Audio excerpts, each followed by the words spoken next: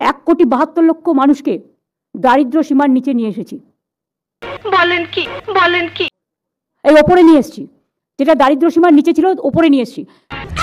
Please এটা ব্যঙ্গ করে কেউ মিথ্যে ডিস্টর্ট করবেন না, আমি আগেরটা উইথড্র করছি অফিসিয়ালি। চুরির টাকা, ডাকাতির টাকা, আমাদের টাকা। বলেন কি? মনে রাখবেন, তারাই পোল্ট্রি করে, তারাই মুরগি করে।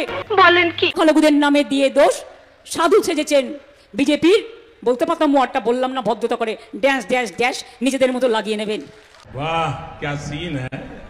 ভোটের আগে 10,000, ভোটের পরে বুলডোজার। क्या तकलीफ है भाई?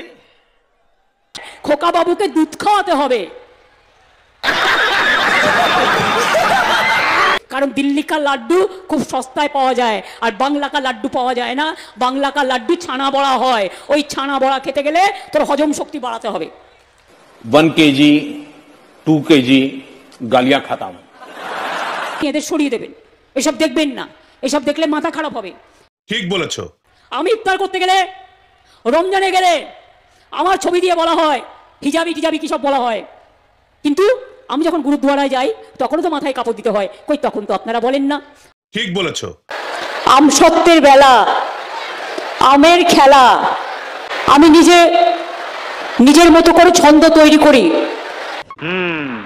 এসআইআর করে বিজেপি আরো গেছে, যেটুকু ছিল সেটুকুও গেছে। তো গয়া কাহা?